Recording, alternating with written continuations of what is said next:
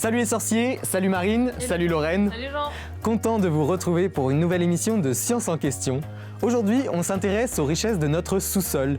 Et oui, avec la transition énergétique qui s'amorce, certaines ressources font l'objet d'une attention toute particulière. Alors quels sont les minéraux d'avenir? Où les trouve-t-on? Quelles sont les réserves? Et comment sécuriser les approvisionnements? On vous expliquera tout. Dans la suite de l'émission, nous tenterons aussi de comprendre comment se forment ces matières premières si précieuses, sans oublier d'évoquer les alternatives à l'exploitation du sous-sol.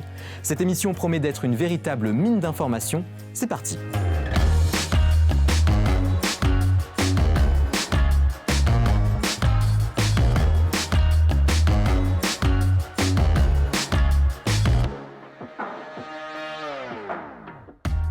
Du silex à la puce en silicium, de tout temps l'être humain a utilisé les ressources minérales du sous-sol. Au fil de l'histoire et des innovations, cette exploitation des ressources naturelles s'est même accentuée et diversifiée. On fait le point sur les enjeux actuels avec notre invité du jour, Nicolas Charles, bonjour. Bonjour. Vous êtes docteur en sciences de la Terre au BRGM, le Bureau de recherche géologique et minière. Et alors, comme je disais en introduction, avec la transition énergétique, l'exploitation du sous-sol n'est pas près de s'arrêter. Comment ça a évolué déjà sur les 50 dernières années ? Alors, il faut savoir que le siècle passé, l'homme a exploité autant de ressources en termes de matières premières, minérales, que depuis qu'il existe sur Terre, en fait. Donc, c'est une consommation qui est exponentielle et qui va de pair avec les différentes révolutions industrielles qu'on a connues. Le charbon, le pétrole et désormais, on va le voir, certaines substances particulières qui accompagnent la transition énergétique. On voit là, on a un graphique sous les yeux. Est-ce que vous pouvez nous le commenter ? Donc ça commence en 1900 et ça va jusqu'en 2010. Oui. Qu'est-ce qu'on voit sur ce graphique ? Donc on voit très bien ici, donc c'est la consommation de matières premières minérales en différents domaines, métaux primaires, les minéraux industriels ou encore les matériaux de construction. Et on voit que peu importe ces catégories-là, la consommation croît de façon exponentielle, notamment suite à la Seconde Guerre mondiale. En fait. Comment ça va évoluer ? Est-ce qu'on a une idée de la tendance dans les années à venir ? Alors cette tendance va continuer à augmenter, toujours de façon plus exponentielle, puisque nous, on le voit du côté occidental, on arrive dans des pays très industrialisés, mais c'est le cas aussi dans les pays en voie de développement, qui ont besoin effectivement aussi de se développer. Et donc ça va de pair avec une consommation toujours plus accrue de matières premières minérales. Donc le challenge dans les années à venir, ça va être de savoir si on va pouvoir continuer à s'approvisionner en ces ressources minérales. L'Europe a établi une liste de 30 minéraux qu'elle dit critiques ou stratégiques. Est-ce que vous pouvez nous donner quelques exemples de ces minéraux, des minéraux qui figurent dans cette liste, et de leurs usages pour la transition énergétique ? Donc effectivement, c'est une liste qui a été publiée par l'Union européenne, qui est la liste des matières premières critiques, dans lequel notamment on a certaines roches et minéraux ou des métaux. On peut citer par exemple le tungstène, qui est utilisé notamment pour ses capacités de forte résistance. Donc on l'utilise aussi notamment dans tout ce qui est abrasion, on l'utilise dans les blindages également. Et c'est une matière première critique puisqu'on est largement dépendant des importations extérieures. Alors le tungstène, c'est un exemple. Est-ce que vous en avez d'autres ? Bien sûr, il y a la grande famille des terres rares, dont on entend souvent parler. Donc on parle souvent, ce sont les vitamines des nouvelles technologies, notamment du numérique. Donc les terres rares, on les utilise beaucoup dans ce qu'on appelle les aimants permanents et on l'utilise dans les haut-parleurs de téléphone. C'est ce qui permet aussi de miniaturiser les composants électroniques. C'est ce qui fait aussi la qualité des colorations sur les écrans plats. Et on les utilise aussi pas mal aussi pour d'autres applications, notamment dans les véhicules électriques également. On entend aussi quelques fois parler pour les éoliennes. Est-ce qu'on les retrouve beaucoup dans ces... Donc effectivement, c'est ce que je disais tout à l'heure, ce sont les aimants permanents. Ouais. Donc on va parler de termes un peu techniques comme le néodyme ou le dysprosium, qui sont des types de terres rares qu'on retrouve dans les aimants d'éoliennes, notamment en mer en fait. La technologie utilisée en mer à l'heure actuelle utilise des matières premières type terres rares pour les éoliennes en mer. Alors aujourd'hui, l'Europe importe une bonne partie des ressources minérales. D'où est-ce qu'elles proviennent majoritairement ? Donc l'Union européenne, il y a des mines encore à l'heure actuelle en Union européenne, mais principalement on dépend d'importations, et notamment en premier chef la Chine, dont on importe l'immense majorité de nos matières premières minérales critiques. Donc là, sur cette carte, vous voyez, il y a quelques exemples. C'est le cas notamment des fameuses terres rares, dont on est largement dépendant. C'est quasi une position de monopole de la Chine. Ça va être le cas également pour le tungstène que j'ai cité. On peut citer aussi le titane. Et on voit également qu'il y a notamment le lithium, on y reviendra par la suite, où on est fortement dépendant de l'Amérique latine, notamment du Chili. Et vous voyez qu'en Europe, finalement, c'est assez limité quand on regarde la carte et les matières premières qu'on importe. J'entendais aussi pour les batteries de voitures, le cobalt, c'était Voilà, Très important. on parle beaucoup de mobilité électrique en ce moment, qui participe à la transition énergétique. Et notamment dans les batteries des véhicules électriques, il y a des métaux très spécifiques qu'on va utiliser, dont le cobalt, le lithium ou encore le nickel. Et effectivement, le cobalt, à l'heure actuelle, il est pour plus de 70% produit en République démocratique du Congo, donc en Afrique centrale. Et c'est souvent associé à une mauvaise image, ou du moins, on y reviendra par la suite. Alors, dans cette émission, on a l'habitude de tester les connaissances du public avec un mot mystère. Cette fois, on a choisi l'expression « ressources minérales ». Ça paraît simple, mais c'est pas évident pour tout le monde. Alors écoutez les réponses des passants.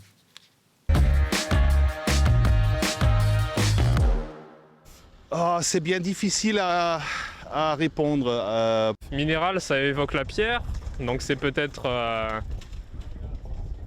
Non, je saurais pas, comme ça. Les ressources minéraux sont nécessaires pour notre avenir, peut-être? Les cristaux, sinon il y a aussi des minéraux dans les mines.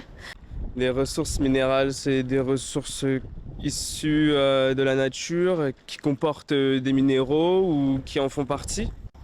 J'aurais tendance à dire les trucs comme le charbon, peut-être. Le lithium et le cobalt, oui, ce sont dans les portables et dans les piles et tout ça. Alors un métal par rapport à un minéral, non, vraiment, je n'ai pas de connaissances en sciences. Pour moi, je vois évidemment la différence, mais je ne suis pas capable de la verbaliser. Ouais. Le minéral est brut pour moi et le métal est travaillé à partir de ce brut. Enfin, c'est ainsi que je le verrais. Par exemple, on prend du minerai de fer et ensuite on a du fer ou de la fonte ou de l'acier. Un minéral, c'est... moi, tout de suite, je pense à des cailloux. Donc, c'est tout ce qui est issu des roches. Pour moi, j'ai pas la définition exacte. Donc, mais voilà, de l'eau du minéral, c'est de l'eau qui vient des montagnes, des trucs comme ça. Alors, on a entendu parler de cobalt, de charbon, de cristaux, mais globalement, ils ont plutôt bien répondu, hein, si vous confirmez? Oui, tout à fait. En fait, on distingue deux grandes branches quand on parle de ressources minérales, c'est exact? Donc il y a effectivement les ressources minérales au sens large, et en fait il y a deux grandes branches. Il y a les ressources minérales dites énergétiques, donc on a entendu parler du charbon tout à l'heure, auquel on pourra ajouter le gaz ou encore le pétrole. On peut ajouter également la géothermie aussi, c'est une ressource minérale énergétique, du sous-sol. Et il y a la deuxième grande branche qui sont les ressources minérales non énergétiques, dans lesquelles on va retrouver les métaux, mais également certains minéraux industriels et aussi certaines roches qu'on utilise notamment pour le bâtiment ou la construction des routes. On voit qu'il y a encore une confusion entre minéral, minerai, métal et roche. Quelle est la différence, par exemple, entre un minéral et un minerai ? Alors, donc, déjà, ce qu'il faut voir, c'est que la planète, notre sous-sol est constitué de roches, et ces roches sont constituées d'éléments constitutifs qu'on appelle des minéraux, nous, en géologie. Donc, en fait, ce sont les briques élémentaires de la roche, et chaque minéral, ensuite, sont constitués eux-mêmes d'éléments chimiques. Donc, on retrouve dans le tableau périodique des éléments. Donc, typiquement, le cobalt est un élément chimique qu'on peut retrouver dans certains types de minéraux, comme la pentlandite, c'est des noms toujours un peu exotiques, et cette pentlandite peut se retrouver dans une roche plus large, constituée avec d'autres minéraux. Et en termes d'adaptation et d'extraction, en fait, quand on va parler de minerai, par exemple, de cobalt, en fait, ce minerai de cobalt, ça va être au départ un assemblage, un porteur minéralogique, des minéraux, dans lequel l'objectif, c'est d'extraire ce métal de façon individuelle. Voilà. Ok, il y a aussi une notion économique dans le terme de minerai, non? Le minerai, effectivement, c'est ce qui va être rentable d'extraire du sous-sol. Pour à terme pouvoir le valoriser, ça a très bien été dit tout à l'heure pour le minerai de fer. On extrait le minerai de fer suffisamment riche pour qu'il soit économiquement rentable d'extraire. Et ensuite, par tout un tas de procédés, on va extraire le fer en tant que tel, qui va être ensuite utilisé pour, ça a été évoqué, pour l'acierie, pour la fonte ou d'autres alliages. Donc c'est à peu près... Les ressources minérales, c'est à peu près tout ce qu'on retrouve dans le sous-sol, tout ce qu'on extrait du sous-sol. C'est ça, et j'ai oublié une autre ressource aussi minérale importante, c'est l'eau. Il faut savoir notamment qu'en France, plus de 2/3 de l'eau que l'on consomme dans la vie quotidienne vient du sous-sol, donc des nappes phréatiques, on entend beaucoup parler en ce moment. Là, autour de nous, on a beaucoup de ressources minérales, j'imagine. Il y a les roches qui sont devant vous, mais... Oui. Alors, déjà, à commencer par cet objet du quotidien, le téléphone portable. Là-dedans, c'est un concentré de matières premières minérales. Il y a environ 60 éléments différents, en moyenne. Et là-dedans, on a à la fois des métaux, donc ça peut être du cuivre, de l'or, du nickel, des terres rares, on l'a évoqué tout à l'heure, et également des minéraux industriels. Donc ça peut être du talc, des carbonates. Et également, là, vous voyez, il y a une coque particulière dessus en plastique, donc des dérivés de l'industrie pétrolière. Il y en a aussi du coup dans le verre, Dans le verre, les donc c'est caméras, la silice. les enceintes. Les caméras, les enceintes. Les enceintes, on a des aimants à l'intérieur, donc ils sont un alliage de fer, de terres rares ou de bore aussi, on peut avoir. Il y a également toutes les matières plastiques, je l'ai évoqué tout à l'heure. Ça peut être aussi nos chemises ici, je vois qu'on a des petits boutons qui sont probablement en plastique. Oui, voilà, j'imagine, oui. Dessus. On a aussi des bijoux ou des montres qui font intervenir des métaux et des alliages particuliers. Donc voilà, on est entouré de matières premières, et là on ne le voit pas là ici, mais au-dessus il y a des panneaux isolants dans lesquels il y a par exemple du plâtre. C'est vrai, on n'en a pas forcément conscience, mais là quand on le verbalise, on se rend compte que finalement c'est vraiment partout autour de nous. C'est ça, c'est utilisé au quotidien. Alors maintenant qu'on y voit un peu plus clair, faisons le point sur les ressources minérales disponibles en Europe. Au BRGM, vous travaillez notamment à cartographier ces ressources. On voit ça ensemble dans le Science en Action. Alors Lorraine, on ne le sait pas forcément, mais des minéraux essentiels pour la transition énergétique, on en trouve sous nos pieds. Tout à fait, Jean. Alors il faut évidemment élargir au-delà du sous-sol de l'IUT de Cachan qui nous accueille pour tourner cette émission. On va se positionner à l'échelle européenne et je voudrais qu'on commence avec une carte qui date de 2016 qui a été tirée de travaux dont le BRGM a fait partie. Alors sur cette carte, qu'est-ce qu'on voit? Parce que dans la légende, on voit du cobalt, du graphite, des terres rares. En fait, on a beaucoup de minéraux en Europe. Oui, donc cette carte-là, effectivement, elle a été réalisée entre les différents services géologiques européens, puisque c'est une thématique qu'il faut voir à l'échelle du continent européen, c'est un enjeu continental. Et ce que l'on voit ici, ce n'est pas une carte des mines, c'est une carte des gisements. Donc, c'est-à-dire la connaissance qu'à certains endroits en Europe, on ait telle ou telle substance. Donc ici, ça correspond aux substances minérales critiques, dont on a parlé tout à l'heure, identifiées par l'Union européenne. Donc on voit par exemple que dans le nord de l'Europe, on peut retrouver des gisements de nickel ou de chrome. On voit également au Portugal des gisements de tungstène, qu'on retrouve également en France. Voilà, donc toutes ces matières premières critiques, effectivement, on les retrouve ici à l'échelle de gisements qui potentiellement pourront être exploités un jour. Je voudrais qu'on s'arrête sur les terres rares notamment parce que vous avez travaillé dessus. On les trouve principalement dans le nord de l'Europe. Alors sur cette carte, c'est les carrés bleus avec un petit point noir dedans. Comment ça se fait qu'on les trouve à cet endroit-là ? Donc, ce qu'il faut bien voir, c'est que l'homme a placé des frontières, sauf que le sous-sol, lui, n'a pas de frontières d'un point de vue géologique. Et donc, cette géologie, d'un point de vue de la nature des roches, mais également de leur âge, c'est issu de tout un processus de vie de la Terre. Le géologue le voit comme dynamique. La plupart des gens voient ça comme statique, inanimé. Or, le but du géologue, c'est justement de pouvoir raconter cette histoire sur le temps long. Et ce temps long, au fur et à mesure de différents processus, conduisent à la formation de certaines matières premières ici, et notamment les terres rares. Et on va parler de contexte favorable en termes de géologie. Et c'est ce qui se passe ici sur la Scandinavie. On parle d'ailleurs du domaine du bouclier scandinave, où on a effectivement des gisements typiques qu'on va retrouver que dans ce type de contexte-là. Pourquoi le terme de bouclier ? Alors bouclier, c'est un terme, on va dire... générique qu'on applique à la géologie parce qu'en fait ce sont des zones extrêmement anciennes au niveau de l'âge des roches en fait. Et donc c'est souvent des terrains qui ont résisté aux turpitudes du temps long et on va parler de bouclier qui fait un peu référence à la résistance. Voilà. Okay. Là vous avez amené des roches sur le plateau. Est-ce qu'on trouve des terres rares dedans là ? Donc tout à fait, il y a notamment cette roche-là qui est issue donc du sud du Groenland. Donc je vais utiliser un terme technique. Donc c'est une roche. Et le nom de cette roche est une syénite néphéninique. Très bien. Et après, pour revenir à ce qu'on a dit tout à l'heure, il y a certains minéraux qui constituent cette roche-là ici. Et à la caméra, on peut voir il y a des petits points rosés à rouge. Donc c'est un minéral particulier qu'on appelle le dialyte, qui est un silicate et qui est notamment ici enrichi en terres rares. Donc en termes de vocabulaire, ici on a une roche qui est une syénite néphéninique, qui contient un minéral intéressant qui est le dialyte. Et l'ensemble forme un minerai dit de terres rares. Est-ce que dans l'absolu, on pourrait avoir assez de terres rares en Europe pour subvenir à nos besoins, aux besoins européens ? Donc en termes de potentiel géologique, on sait qu'il y a des terres rares en Europe, en quantité économique plus ou moins avérée, en fonction des stades d'exploration que l'on connaît.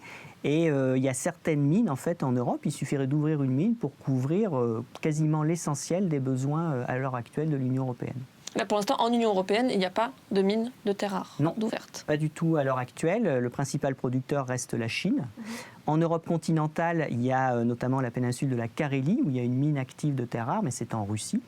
Et ensuite, on exploite également les terres rares en Australie et aux États-Unis également. Alors, je voudrais revenir sur comment on définit ces cartes-là. Et en préparant cette émission avec vous, j'ai appris un mot, c'est le mot gitologie. Qu'est-ce que ça veut dire ?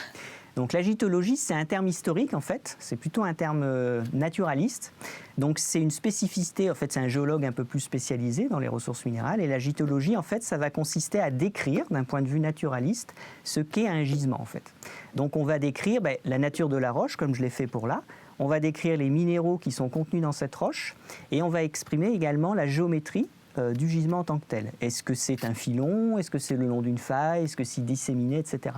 Donc ça va être un rapport purement descriptif qui va décrire une zone d'anomalie où on pourrait trouver effectivement des ressources minérales intéressantes. Une anomalie, c'est parce que c'est un endroit où c'est plus concentré qu'à d'autres, c'est ça? Voilà, exactement. Alors, il y a, on va parler d'anomalies géochimiques, puisque géochimique, chimie de la Terre. Et donc ce qui se trouve, c'est que ce qu'on exploite à l'heure actuelle, c'est principalement la pellicule la plus superficielle de la Terre, la croûte terrestre. Et dans cette croûte terrestre, il y a des milliers de mesures qui ont été faites et qui permettent de donner une moyenne de la concentration pour chacun des éléments qu'on connaît sur Terre. Et lorsque on est un peu au-dessus de cette moyenne, voire très au-dessus de cette moyenne, on va parler d'enrichissement. Et à ce moment-là, on va commencer à avoir une anomalie géochimique. Et potentiellement, à terme, ça pourrait donner lieu à un gisement. Et en gitologie, qu'est-ce qui définit un bon gisement ? Donc, pour définir un bon gisement, il y a plusieurs critères. Il y a le critère économique. Est-ce que c'est rentable d'exploiter? Est-ce que c'est suffisamment riche? Donc, il va y avoir la notion de teneur. Il va également y avoir la quantité, donc le tonnage. Et en fait, c'est cette dualité tonnage-teneur qui va être vraiment important pour un gisement. Et ensuite, il y a les dimensions aussi environnementales et sociales et sociétales qui sont plus récentes, mais qui sont de plus en plus importantes et qu'il est important de considérer. Concrètement, là, on a du nez, on se dit, là, il y a peut-être quelque chose. C'est quoi les étapes pour aller trouver un gisement? Donc, la première chose, c'est déjà localiser quelque chose. Donc, c'est-à-dire passer par un stade de cartographie. Et l'un des premiers stades aussi, la science est évoluant, il y a des archives qui sont en possession. Donc, la première chose que va faire le géologue des ressources minérales, c'est aller consulter la bibliographie, que ce soit d'anciennes cartes, que ce soit des études qui ont été faites dans des zones particulières, où ont été décrites des anomalies ou des minéraux particuliers. Et à ce moment-là, après ce stade d'études bibliographiques, on va passer sur le terrain pour faire tout un tas d'analyses. Ça peut être de l'observation pure et dure de terrain, ça peut être des prélèvements d'échantillons et des analyses après en laboratoire. On prélève de la roche, on prélève quoi, de la terre? On prélève de la roche, ça peut être des sédiments de ruisseaux, on appelle ça, donc dans le lit des rivières, ça peut être des échantillons de sol également. L'idée principale, c'est qu'au fur et à mesure de l'investigation scientifique, on affine la connaissance géologique. C'est une vraie enquête. C'est ça. Si on reprend l'exemple des terres rares, je voudrais vous montrer cette carte qui est issue d'une de vos publications. Ça, c'est des éléments que vous prenez en compte, je crois, pour trouver les bons filons, peut-être, de gisement. C'est une carte qui est géologique, c'est ça? Qu'est-ce qu'on voit? Voilà, donc ce document, c'est caractéristique de ce qu'on utilise en permanence en géologie. Donc c'est pour localiser effectivement la nature du sous-sol. Donc ce que l'on voit ici, c'est une carte géologique d'un gisement de terres rares en Norvège. Et les différentes couleurs matérialisent ici les différents types de roches. Et selon les types de roches, on va avoir plus ou moins de chances à trouver des minéraux qui constituent ces roches. Dans ces minéraux peuvent être porteurs de terres rares en fait. Et selon la quantité de terres rares qu'on va avoir échantillonnées et analysées d'après cette carte-là, on va pouvoir identifier les zones de minerais. Donc, c'est-à-dire les zones les plus riches qui potentiellement pourraient servir à produire des terres rares. Oui. Là, typiquement, en fait, ce que vous faites, c'est de l'exploration. C'est différent de l'exploitation. Il y a bien deux choses complètement... Tout à fait. L'exploitation veut dire qu'on a identifié quelque chose d'économiquement intéressant, d'un point de vue aussi contrainte environnementale et sociale. Mais avant ça, il faut savoir s'il y a ou s'il n'y a pas. Donc ça, c'est la phase d'exploration. Et qui dit exploration ne veut pas forcément dire à la fin exploitation, puisque le but, c'est de savoir s'il y a ou s'il n'y a pas. Et dans la majorité des cas, notamment dans une zone vierge, on a une chance sur 100 de dire « il y a ». Ah oui, ok. Et l'autre chose importante aussi, c'est que par exemple, la chance où on a dans les 1% restants, si on dit « il y a », au moment de l'exploration jusqu'à l'ouverture de l'exploitation, peut se passer 10 à 20 ans. D'accord. Oui, donc si on veut s'approvisionner sur les matériaux critiques en Europe, C'est anticipé. Il faut anticiper. Ce que l'on n'a pas fait jusqu'à présent. D'accord. Alors, on ne peut pas parler de l'exploitation du sous-sol sans évoquer son impact sur les populations locales et l'environnement. Alors, quels sont ces impacts précisément? C'est la question qu'on a posée aux passants. Écoutez-les. Déjà en soi, c'est évident, ça abîme le paysage immédiatement. Il y a également beaucoup de transports, je suppose, qui créent de la pollution. Je suppose que ces matières parfois ont besoin de transformation et que ça peut également être l'utilisation de substances pas forcément très recommandables pour l'environnement. Voilà, je n'ai pas d'autres idées sur les nuisances que ça peut causer. Il y avait un truc qui me faisait penser au genre, il n'y avait pas des... En gros, pour nettoyer les pierres, ils utilisaient beaucoup de tonnes d'eau qui étaient ensuite relâchées directement de la nature et c'était de l'eau extrêmement polluée et tout et ça a pollué l'environnement. Enfin, il y avait quelque chose comme ça. Au niveau de l'être humain, oui, c'est une catastrophe parce que je pense qu'il n'y a pas de réglementation dans les normes, on va dire. Dans les pays pauvres, comme le mien, il y a des gens à la campagne, ils entrent dans les trous très, très, très profonds pour chercher ces minéraux. C'est une forme d'esclavage, en fait. Il y a une forme d'esclavage masqué, mais c'est ça, en fait. Oui. En France, je pense qu'on doit faire quand même un minimum d'efforts pour que ce soit éthique comparé à ailleurs. Mais niveau quantité d'énergie aussi utilisée pour tout ça, pollution, ça je pense que ça reste néanmoins assez problématique.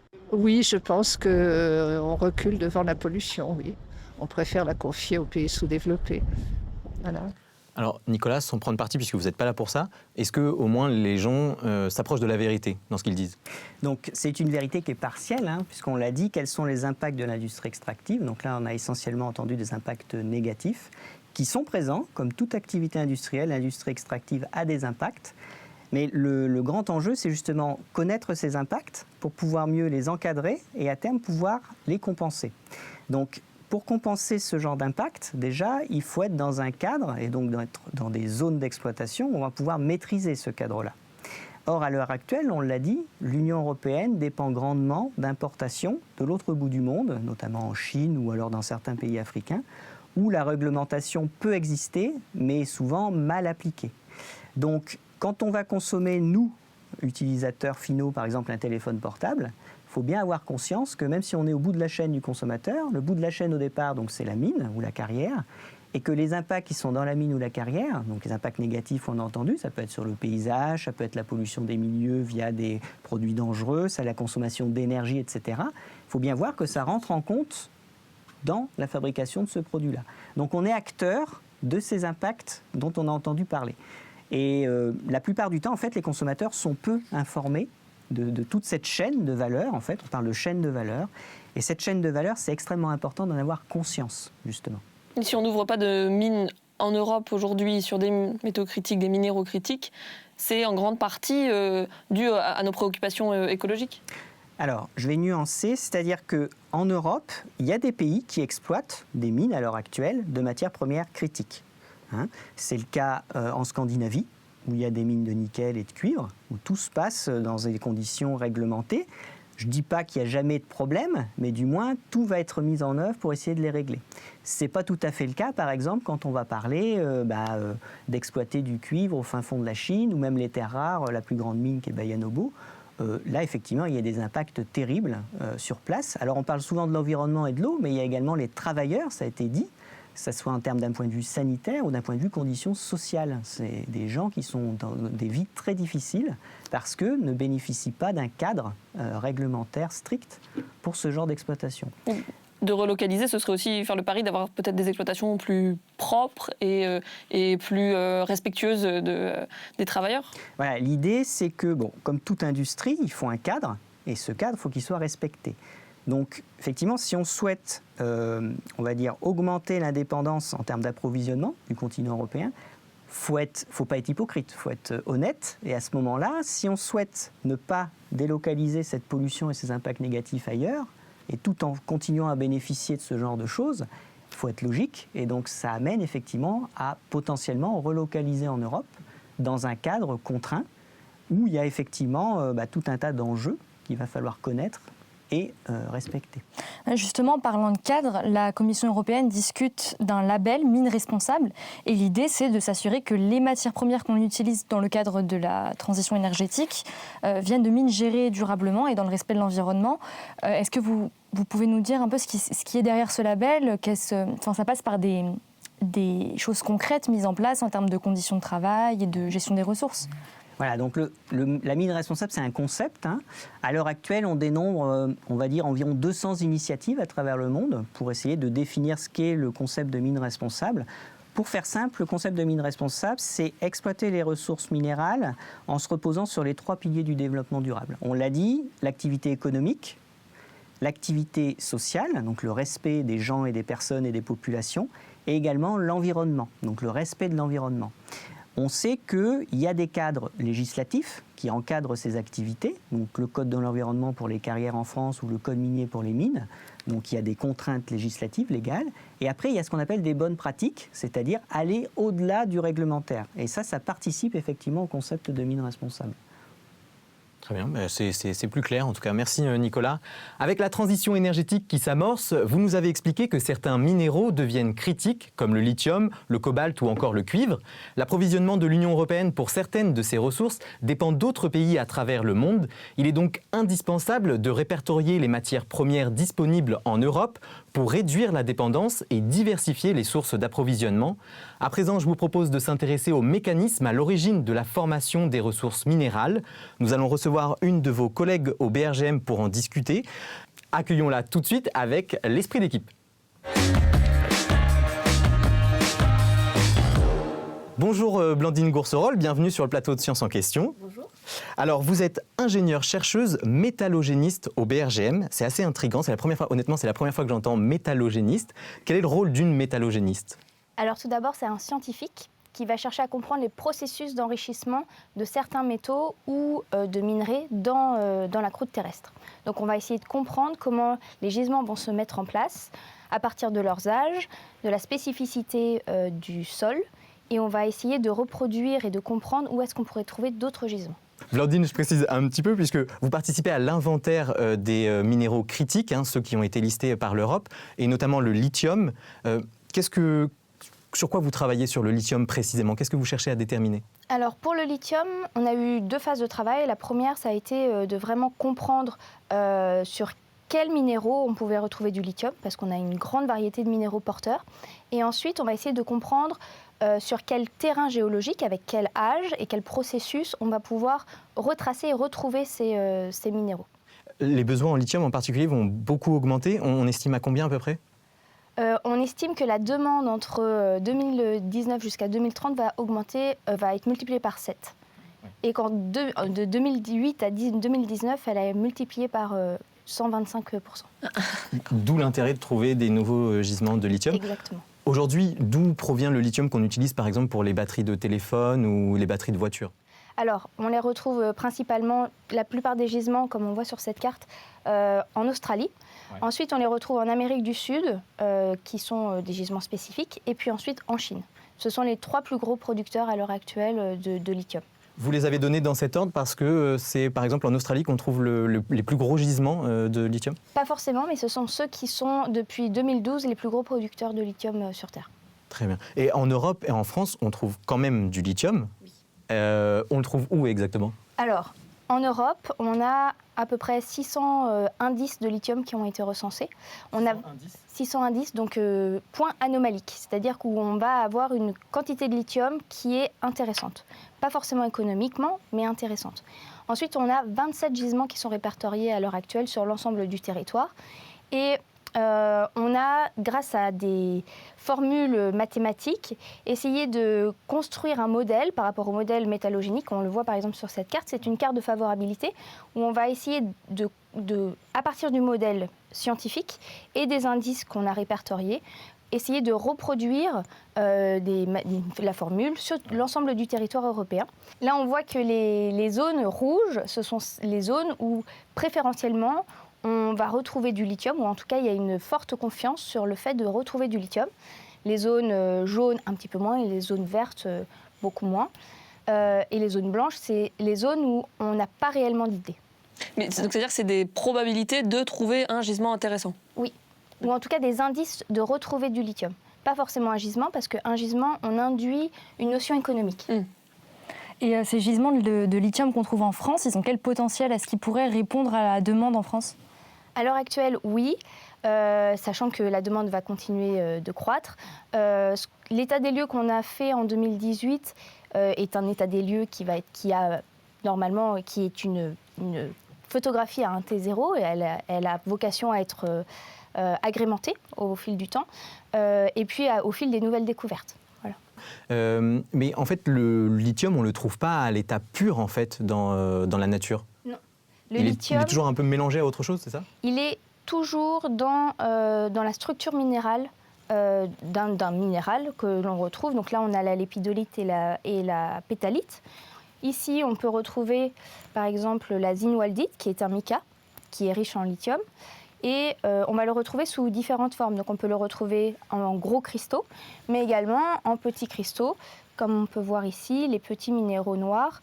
Et donc là, ça illustre clairement le tonnage. On va avoir un tonnage plus élevé pour extraire une quantité identique que si on avait, par exemple, juste ceci. Alors, dans le monde, on trouve 3 sources géologiques principales de lithium. On a un schéma pour montrer et expliquer en fait quelles sont ces 3 sources différentes. Est-ce que vous pouvez nous les présenter brièvement sur ce schéma? Alors, on a 3 familles, effectivement. On va avoir les roches dures. Alors, les roches dures, c'est un peu drôle comme terme. C'est la traduction de l'anglais. Donc, on a les greisen et les granites à métaux rares et les pegmatites. Voilà, c'est ce qu'on va retrouver. Ça, c'est un greisen. Et ceci est une pegmatite et un granit. Alors c'est quoi que vous appelez la pegmatite précisément, pour être sûr d'avoir bien compris? Pegmatite, c'est un corps magmatique qui va être filonien. Ça veut dire qu'il va faire des filons très longs et qu'on va retrouver sur une grande distance. Alors qu'un granit, c'est un pluton, donc qui va faire comme un petit champignon et qui va se mettre en place dans la croûte. Ah, ça dépend de la vitesse à laquelle se refroidit le magma quand il remonte dans la croûte terrestre, c'est ça? Et oui, et aussi à la roche encaissante. Dans la roche encaissante, pour les pegmatites, on va avoir la possibilité de faire du filonien, donc avoir une ou en tout cas par le magma, ce qui n'est pas le cas pour le pluton en tant que tel. Et donc là, si je m'intéresse au schéma, à gauche, qu'est-ce qu'on trouve en fait? Qu'est-ce qu'on voit dans la croûte? Ce serait donc le magma qui remonte en rouge, c'est ça? Oui, tout à fait. Donc là, on voit effectivement, il y a 2 petites étoiles jaunes au niveau du greisen. C'est là où on va retrouver des minéralisations. Et au niveau du granit, qui est un peu plus bas dans la croûte. Voilà. Et ensuite, on va retrouver également les pegmatites, qui sont avec l'autre petite l'autre petite étoile, pardon, avec les pegmatites que l'on retrouve en gris. Donc ça, c'est les roches dures? Oui, tout à fait. Après, on trouve donc d'autres sources de lithium, lesquelles par exemple? Les saumures, qui sont définis comme les salars, que l'on retrouve dans la partie centrale du schéma. Donc c'est le petit lac bleu qu'on voit? Exactement. Où on voit la petite étoile. En fait, ce sont des évaporites qu'on va retrouver dans des bassins qui sont relativement qui sont arides à semi-arides et qui sont dans des zones très déterminées. On va les retrouver soit en Chine, soit en Amérique latine et dans une zone vraiment spécifique qu'on appelle le triangle du lithium qui se partage entre la Bolivie, l'Argentine et le Chili. Donc c'est des eaux très concentrées en fait, c'est ça? Exactement. On peut le résumer comme ça? Oui. Et qui sont c'est un bassin qui est actif structurellement, c'est-à-dire qu'on va avoir des montées de chaleur hydrothermale qui vont continuer d'alimenter ce bassin. Et là, quels sont les mécanismes à l'origine de la formation de ces lacs très concentrés finalement? D'où ça vient? En fait, le lithium va venir des roches sous-jacentes qui vont être lessivées par des fluides hydrothermaux ou même par des fluides magmatiques qui vont d'une certaine façon remonter en surface et avec l'évaporation, on va conduire à augmenter le lithium qui lui ne va pas s'évaporer et on va condenser l'eau de plus en plus et on va concentrer le lithium au fond du lac. Donc finalement ce qu'on appelle les saumures ou les salars, c'est un peu le même principe que les marais salants ou... Exactement. Ok. Exactement. Alors on trouve une troisième et dernière source de lithium, ce sont les sources géothermales. Alors on va reprendre le schéma et donc là c'est ce qu'on trouve à l'extrême droite du schéma. Et alors quel est là encore le mécanisme à l'origine de formation du lithium? Alors si je peux juste vous corriger, en fait ce sont les sources non conventionnelles. Dans les sources non conventionnelles, on va retrouver les eaux de mer, où on a effectivement du lithium en faible quantité, mais qui existe. On va également retrouver des argiles, qui sont litinifères, et on va retrouver les eaux géothermales, effectivement, qui sont représentées quelque peu sur ce schéma-là, où en fait on voit...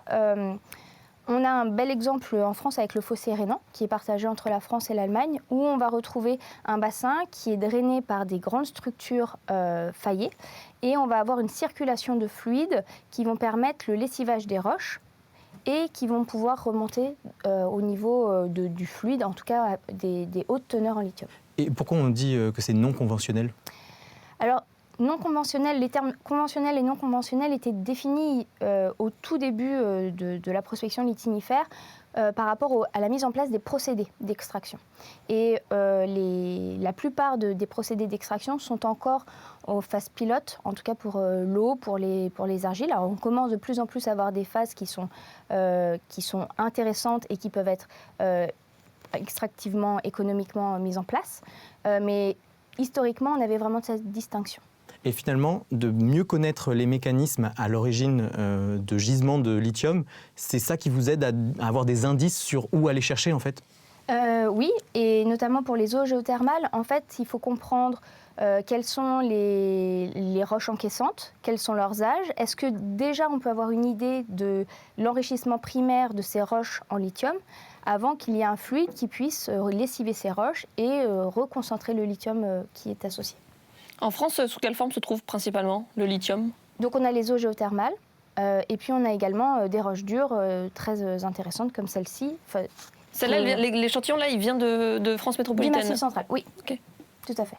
Et est-ce qu'on est en mesure aujourd'hui en France d'exploiter et de valoriser ce lithium disponible ?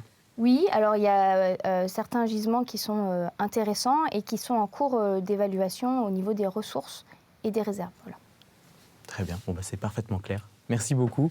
Alors, face aux enjeux écologiques et d'approvisionnement, une solution serait de limiter l'exploitation des ressources. Alors, comment faire ? Une nouvelle fois, on a sollicité le public pour nous apporter quelques pistes de réflexion. Écoutez-les. Eh bien là, j'ai très peu de réponses, sinon probablement je serais ministre de l'écologie ou du mieux vivre. Je pense que chacun peut faire attention à l'utilisation qu'il fait de ses ressources. Justement, tout à l'heure, on parlait des minerais rares. On n'est peut-être pas obligé de changer de téléphone tous les ans, comme certaines personnes peuvent sans doute le faire. Moi, consommer, mais je ne sais pas si c'est possible, mais j'espère que oui, parce que la planète est en danger. Limiter aussi leur utilisation, peut-être qu'il y a des secteurs moins importants que d'autres, je pense peut-être à la médecine ou à l'ingénierie qui pourraient peut-être être privilégiés par rapport à d'autres secteurs moins intéressants, mais après, comment on détermine un secteur important d'un autre, voilà, c'est encore plein de questions. Pour essayer de recycler aussi un maximum, utiliser déjà les ressources qu'on a déjà extraites, qui ont déjà servi à un maximum, parce qu'il y a quand même beaucoup de gaspillage, surtout à ce niveau-là, je pense. Le recyclage à tout va, de tous ordres, y compris avec les smartphones et ainsi de suite. Le recyclage, il se fait pour l'instant en interne, puisque je le donne parfois à mes enfants pour qu'ils l'utilisent comme appareil photo ou des choses comme ça. Bon, mais ça, c'est un changement de société globale, mondiale presque, et j'ai bien peur qu'il ne se passe beaucoup de désastres avant qu'on y arrive. Alors Nicolas, cette dame évoquait le cas du recyclage. Est-ce que c'est une des réponses envisageables ? Tout à fait, c'est l'une des pistes qui est privilégiée, tout en cassant cette idée reçue que pour répondre à la demande en matière première, on va dire dans le modèle économique actuel et dans le domaine de développement, le recyclage ne palliera jamais à toute la demande. Ça, c'est évident. Donc autrement dit, il faut privilégier le recyclage, l'augmenter, mais d'un autre côté, l'exploitation en mini-carrière sera toujours de toute façon indispensable. Il est juste là pour alléger un peu les tensions d'approvisionnement, mais voilà, pas plus. Il ne remplacera jamais... Tout dépend des substances dont on parle. Il peut y avoir des substances qui sont fortement issues du recyclage. Par exemple, en France, il y a environ 90% du plomb recyclé qui participe à environ 60% de la demande. En France, est-ce qu'il y a des filières de recyclage qui existent déjà ? Il y a certains éléments qu'on recycle bien ? Bien sûr, en France, il y a effectivement le verre qu'on recycle très bien. Parce que pour avoir un bon taux de recyclage, il y a plusieurs choses importantes. Il y a tout d'abord le circuit de collecte.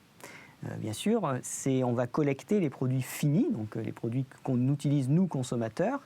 Et donc ça, c'est un premier point. Et l'autre chose aussi, c'est que le recyclage, ça se pense en amont, dès la conception des produits. Donc on parle souvent d'éco-conception, parce que notamment pour les métaux, si je cite l'exemple des terres rares, on recycle moins de 1% à l'heure actuelle des terres rares, pour plusieurs raisons. La principale, c'est qu'on l'utilise de façon très petite en termes de quantité dans les éléments, et du coup il se retrouve très disséminé, et finalement ça reviendrait plus cher de recycler les terres rares dans les produits qu'on a à l'heure actuelle, plutôt que de continuer à les utiliser différemment. C'est une question de coût. Tout à fait.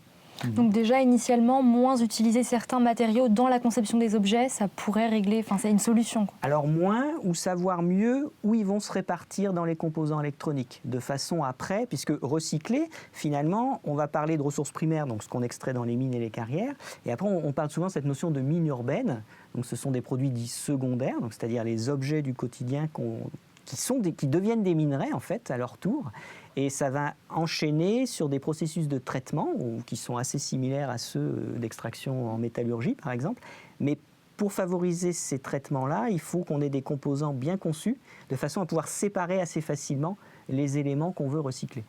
Dans le micro-trottoir, il y a beaucoup de gens qui parlaient quand même de sobriété. Ils parlaient beaucoup du numérique, mais là, dans l'émission, on a beaucoup parlé de la transition énergétique. Là, il n'y a pas vraiment le choix. On sait que de toute façon, il y a des matériaux dont on va avoir beaucoup besoin à l'avenir. Donc, c'est ce que je citais au début de l'émission. La consommation des matières premières ont toujours accompagné des phases de révolution industrielle. Donc, on a eu le charbon, on a eu le pétrole, et maintenant on a effectivement les métaux critiques, stratégiques, rares. On entend tout un peu et son contraire. Mais disons que effectivement, si on parle de la mobilité électrique, donc qui parle de la transition énergétique pour aller vers une décarbonation, ça passe par l'utilisation accrue, Blandine l'a évoqué tout à l'heure, de lithium, de nickel, de cobalt, etc. Donc effectivement, l'évolution à l'heure actuelle dans la transition énergétique, c'est de consommer davantage de ces matières premières. Après, vous parliez de sobriété. J'ai bien aimé l'intervention tout à l'heure au micro-trottoir. Il n'est peut-être pas utile de changer de téléphone portable tous les ans, par exemple. Et puis si on réduit la voiture, on aura moins besoin de voitures électriques aussi, donc moins de batteries. Mais comme le disait la dame à la fin, c'est un changement beaucoup plus global, c'est un changement de société. Là, c'est complètement autre chose. Voilà, et après, je vais peut-être être un peu direct, mais c'est aussi l'objectif d'informer. C'est-à-dire que ce sont des préoccupations qui sont très prégnantes à l'heure actuelle dans les pays développés, mais je me vois mal interdire à un Indien ou un Chinois de dire « vous n'aurez pas le droit d'avoir une voiture pour participer à l'ensemble de la planète ». Par exemple. C'est un peu difficile. Donc c'est un bien commun en fait qu'on a. C'est pour ça qu'il y a un peu d'hypocrisie des fois dans l'évocation des ressources minérales, parce qu'on souhaiterait nous être plus vertueux en disant on veut arrêter les mines, les carrières, etc. Mais dans le même temps, on n'a jamais consommé autant de matières premières liées au numérique.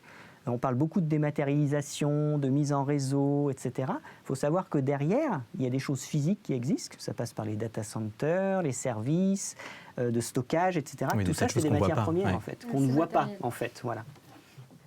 Très bien. Bon, écoutez, c'est clair. On espère qu'on ira dans la bonne direction, en tout cas. On va passer à complètement autre chose, puisqu'on va s'intéresser à votre parcours à tous les deux. Place à la séquence en coulisses. Marine, si je crois savoir, la géologie, c'est un peu comme la potion magique, on tombe dedans quand on est petit, non?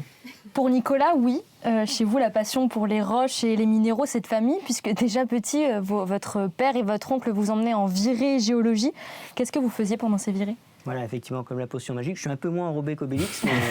Mais, donc, effectivement, on partait en virée, notamment dans le Limousin, où j'ai des racines familiales, donc, pour collecter des minéraux, des roches, et puis effectivement aussi en Charente-Maritime, où là, c'était plus les fossiles. Donc, dès petit, je me rappelle, vers l'âge de 4-5 ans, j'avais même appris à compter, d'ailleurs, en déposant des cailloux pour les chiffres. Voilà.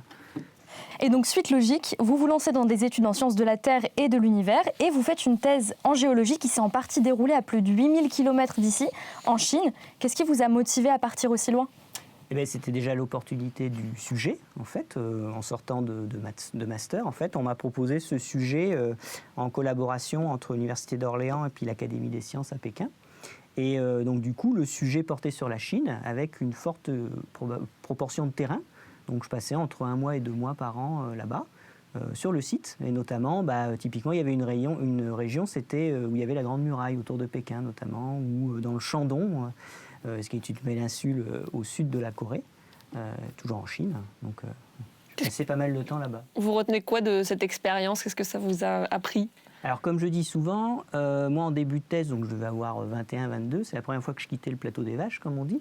Donc, je me suis envolé à l'autre bout du monde. Ça a été un choc, effectivement, culturel, dans tous les sens du terme, positif, négatif, etc. Mais c'était une très forte expérience. Et puis, c'était découvrir aussi un nouvel environnement, d'un point de vue purement scientifique, en termes de géologie. C'était un nouveau thème. Également en termes de méthodologie, j'ai appris plein de nouvelles techniques et de méthodes, et puis également la rencontre de plein de personnes très différentes. En fait, j'ai eu la chance de tout de suite être inclus dans une équipe pluridisciplinaire. Donc ça apporte énormément d'un point de vue prise de recul et mieux appréhender un sujet. Vous, Blandine, votre passion pour la géologie vous est venue au collège, en 5e. Ça a été quoi le moment déclencheur? Le moment déclencheur, ça a été une sortie pédagogique dans les volcans d'Auvergne, avec notre professeur qui nous y avait emmenés. Et c'est vrai que c'était extrêmement plaisant. Alors, au tout début, je n'étais pas certaine de vouloir faire ça de ma vie.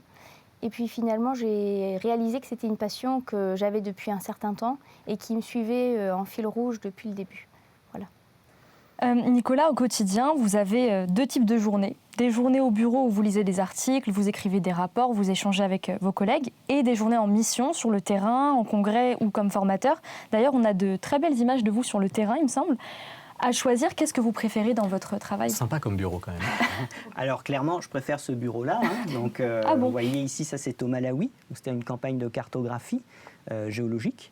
Donc le but, c'est de dessiner à la fin ce document qui sert à tout un tas de choses de la vie quotidienne. C'est localiser les ressources, on l'a dit tout à l'heure, c'est mieux gérer les risques naturels, c'est également trouver les ressources en eau. Donc ça a des implications dans la vie quotidienne. Donc là, vous voyez, je suis avec un homologue malawite qu'on est en train de faire des relevés de terrain. Et l'idée, à chaque fois, c'est d'identifier les roches, donc les décrire, c'est prendre des mesures, comment ces roches sont orientées, comment elles s'organisent dans l'espace. L'idée, après, c'est de faire ce modèle qu'est la carte géologique, puisque même si la carte est en 2D, le géologue a la vue en 3 dimensions, en fait. Et, donc là, après, ça peut se faire à pied, ça peut se faire en voiture. Là, effectivement, c'est en pirogue au Congo, Brazzaville. Donc là, c'était aussi une mission de cartographie géologique. Blandine, c'est un peu pareil, vous alternez entre le bureau et des missions à l'étranger ou sur le terrain, mais depuis quelques années, vous faites moins de terrain. Est-ce que c'est quelque chose qui vous manque? Alors oui, on fait un petit peu ce métier par passion du terrain et pour être dehors le plus possible. Mon parcours a fait que je suis plutôt partie sur la gestion de projets plutôt européens avec multipartenaires et effectivement, on passe un petit peu moins de temps sur le terrain, mais un peu plus dans des réunions avec beaucoup de partenaires européens. Voilà. Et quand vous êtes sur le terrain, qu'est-ce qui vous plaît alors?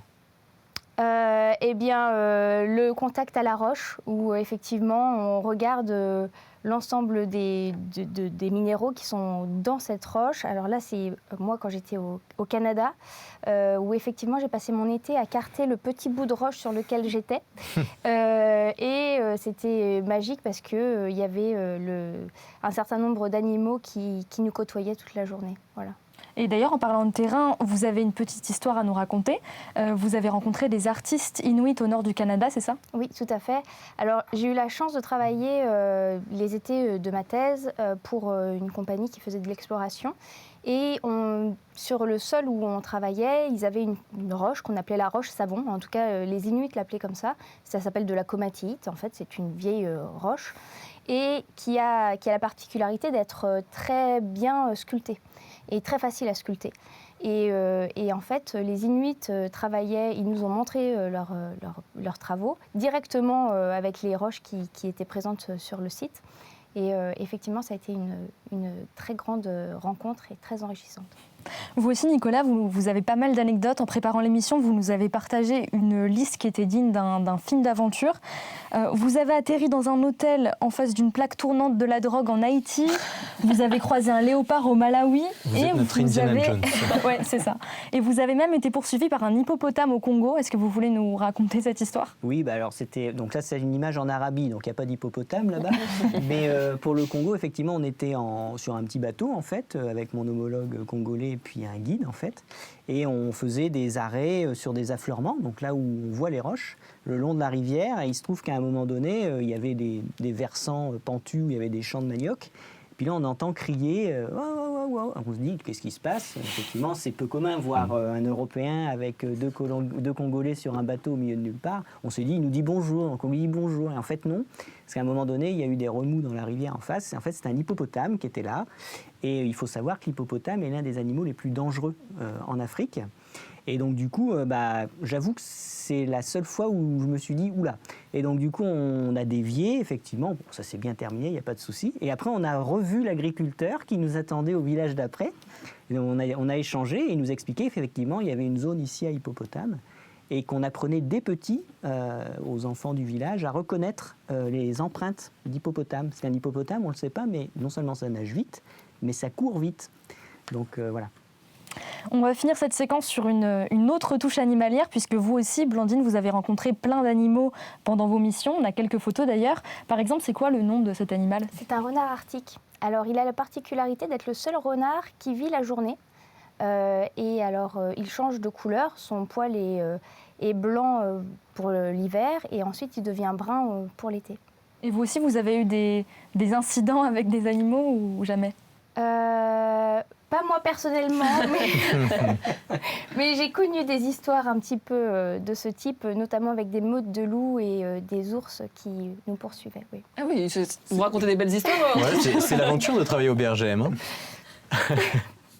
Alors bon, avant de se quitter, nous allons découvrir les passions cachées de Blandine et Nicolas. C'est le coup de cœur des invités.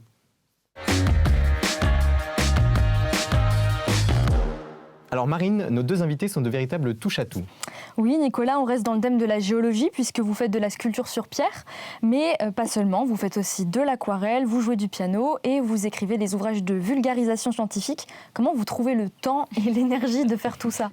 C'est tout simplement la passion. Hein. Et puis ça permet aussi de rencontrer tout un tas de personnes d'horizons très variés. Donc c'est ça aussi qui est enrichissant. Et ce qui est très intéressant aussi, c'est d'animer, justement, là on le voit en dédicace, donc de rencontrer plein de personnes. Et ça permet aussi, notamment en conférence, de transmettre ce savoir, de ne pas le garder pour soi. Parce que je trouve que c'est important, d'autant plus sur les géosciences en général, qui sont souvent très peu connues du grand public et qui ont pourtant un impact très direct dans la vie quotidienne. Est-ce que le côté créatif, ça vous aide aussi peut-être à voir les choses autrement quand vous travaillez sur un minéral en particulier ou... Alors, il est vrai que le métier de géologue, c'est un métier qui à la base est naturaliste. Donc, on décrit beaucoup, on observe. Et c'est vrai que des fois, on peut dire un peu de géopoésie. On entend des fois... c'est vrai que souvent, on a tendance à dire, on met sur un affleurement 3 géologues, il y aura 3 interprétations différentes. Bon, je taquine. Mais oui, il faut avoir effectivement... faut prendre du recul. Et en termes de géologie aussi, ce qui est intéressant, je trouve, quand on porte un regard sur ce qui se passe dans nos sociétés, etc., le géologue a une appréhension du temps long, mais également de l'espace, puisqu'on va être multi-échelle. Blandine l'a dit, quand on observe un minéral à l'échelle là, on peut tout aussi, à partir de petits affleurements, reconstituer l'histoire d'une chaîne de montagnes, par exemple. Donc ça apprend à être sacrément humble par rapport à notre planète et à notre environnement. Blandine, votre hobby à vous, c'est le jardinage. Vous avez plus de 200 rosiers dans votre jardin. Pourquoi les rosiers en particulier ? Parce qu'en fait, ils ont tous une personnalité différente. Ils ont tous une couleur différente. La façon de les appréhender sont différents. C'est un peu ce côté naturaliste que l'on revoit un petit peu dans ce côté-là. C'est-à-dire que la nature fait partie de notre façon de réfléchir au quotidien. Et ça nous permet aussi de pouvoir relativiser le temps. Le temps devient un peu plus long aussi dans le jardinage, c'est-à-dire qu'on va travailler sous forme de saison et pas du jour au lendemain pour quelque chose dans l'immédiat. Et vous faites des bouquets, des produits, on peut passer commande ou... Pour le jardin, oui, ça peut. Bon, Science en question, c'est terminé pour aujourd'hui. Merci Nicolas, merci Blandine pour cette exploration du sous-sol et de ses richesses. On peut dire que c'était nickel chrome, hein. Je me permets cette petite blague.